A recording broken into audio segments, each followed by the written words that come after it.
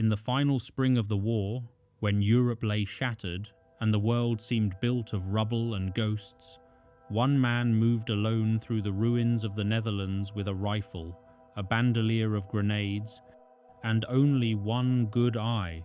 His name was Léo Major, and he did not wait for orders. He did not lead a battalion or command a company. On a cold April night in 1945, this French-Canadian soldier walked into an occupied city held by hundreds of German troops and, by dawn, walked out, having liberated it entirely by himself.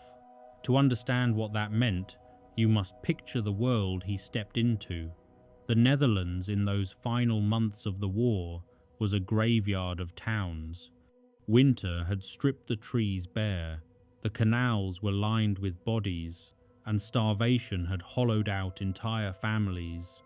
The German army, cornered and desperate, still clung to every street and farmhouse, waiting for orders that would never come.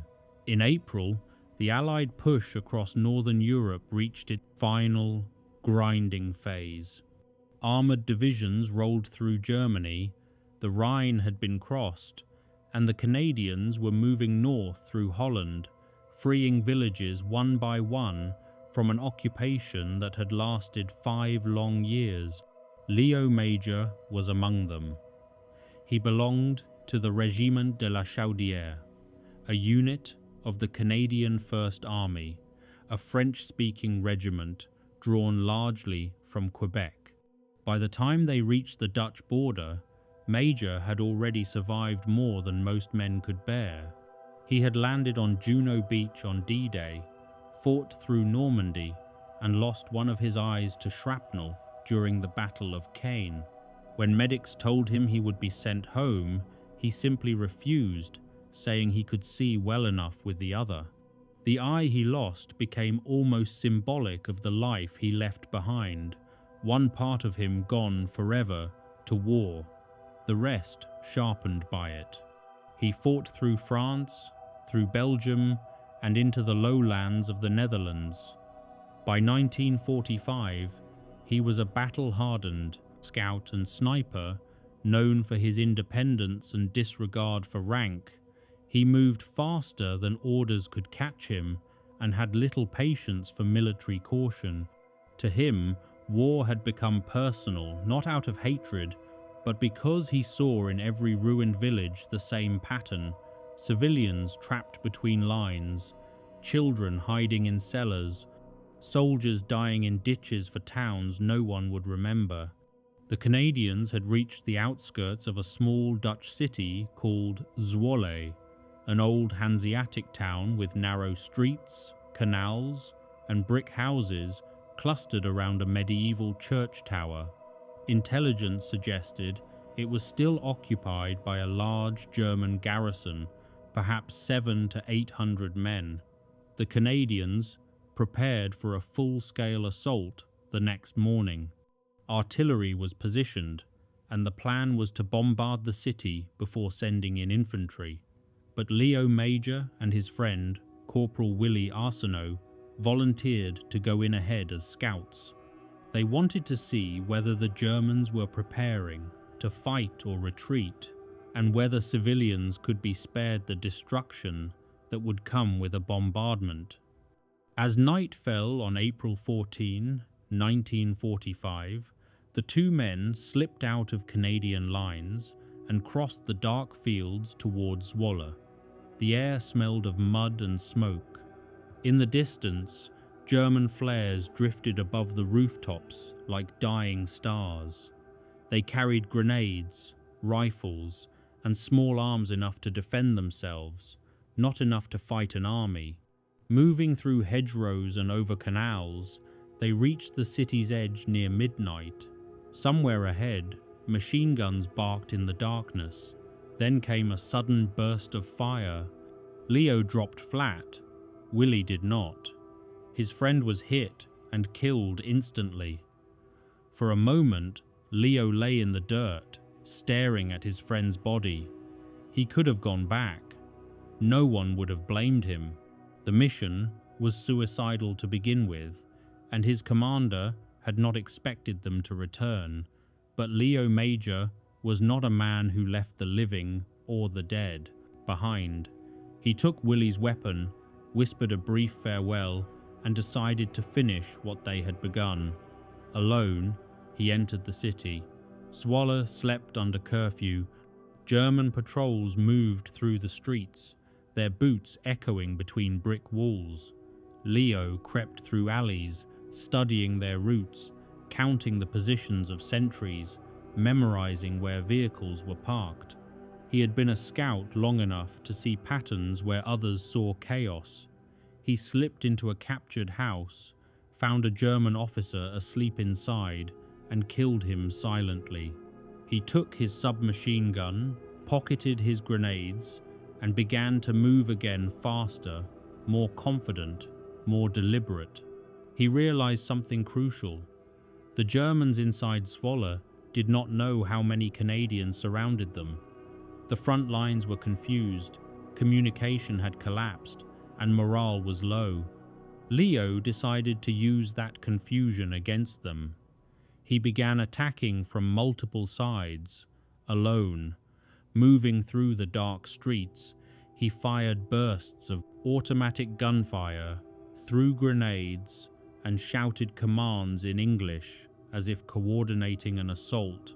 He would shoot from one street, then run through back alleys to attack from another, creating the illusion of an advancing army. In one square, he found a truck loaded with ammunition. He set it ablaze, the explosion echoing through the night. German soldiers, thinking they were surrounded, began to panic. Some units retreated, others fired blindly into the darkness. Léo kept moving, firing sporadically, changing positions so quickly that the garrison believed a full battalion had entered the city. He captured a group of German soldiers, forced them to march out of town as prisoners, then used their own weapons to continue his deception. As he advanced, Dutch civilians emerged cautiously from basements and cellars. They could not believe what they were seeing, a single Canadian soldier moving alone through their occupied city, urging them to stay inside while he cleared the streets. Some wept when they realized liberation had come not from an army, but from one determined man. Through the early hours of the morning, Léo Major continued his one-man offensive. He moved like a ghost, slipping between courtyards and canal bridges, firing, vanishing, and reappearing elsewhere. Every gunshot convinced the Germans their position was collapsing. By dawn, panic had spread. Officers ordered their men to retreat toward the outskirts, fearing encirclement. When the sun rose over Zwolle, the city was quiet except for the sound of footsteps, German troops withdrawing, vehicles rolling east. When Canadian units entered later that morning, they found no resistance. The garrison had fled. Dutch civilians lined the streets, cheering, waving improvised flags of liberation. In the center of the city, Léo Major stood alone, exhausted, dirty, still carrying the captured German submachine gun. He had liberated an entire city without calling in a single artillery round. When his commander heard the report, he could hardly believe it. It sounded like a tall tale, the sort of rumor that spreads through units on a long campaign. But eyewitnesses confirmed it. The citizens of Zwolle swore that one soldier had driven the Germans out single-handedly. Léo was recommended for a medal, but he refused. He said his friend Willie Arsenault deserved it more. He had done what he did for the civilians, not for decorations. In the months that followed, the war ended. Léo Major went home to Quebec, a quiet man carrying memories no medal could ease. But his story did not end there. 5 years later, when the Korean War erupted, he volunteered again, leading a reconnaissance platoon during the Battle of Hill 377, where he once more refused to retreat under fire. Twice in one lifetime, he turned impossible situations into victories, and twice he declined the honors offered to him. For decades, outside of Canada and the Netherlands, his name faded from history. In Zwolle, however, he was remembered. Streets were renamed in his honor. Each year, children learned the story of the one-eyed soldier who liberated their city. Old photographs show him returning there in later years, standing in the same streets he once fought through, surrounded by those he had saved. The Dutch veterans who met him said he was quiet, humble, and still uncomfortable being called a hero. He died in 2008, aged 85. By then, his legend had begun to spread again through documentaries, through the stories told by his family, and through the gratitude of the people of Zwolle who still place flowers at the monument built in his memory. It is easy, looking back on a world war, to see it as a tide of machinery and armies, of generals and grand strategies. But history is not only shaped by the powerful, sometimes it turns because of a single decision made in the dark, a man who refuses to surrender, who chooses action when silence would be safer. Léo Major did not fight for recognition. He fought because he could not bear to watch another town destroyed. His story stands as proof that courage can exist without witnesses, that war can still yield moments of grace amid its madness. In the echo of his footsteps through those cobblestone streets, you can still hear something larger than victory, the sound of one man's will to make a difference. In the end, when asked what drove him that night, Léo Major said simply that he wanted to show the people of Zwolle that someone cared enough to try. That may be the most extraordinary truth of all, that a single soldier, half blind and utterly alone, could remind an entire city of what freedom meant. And so the legend of Léo Major endures not as the tale of a conqueror, but of a liberator who proved that even in war's darkest night, one man's courage can light a path for thousands.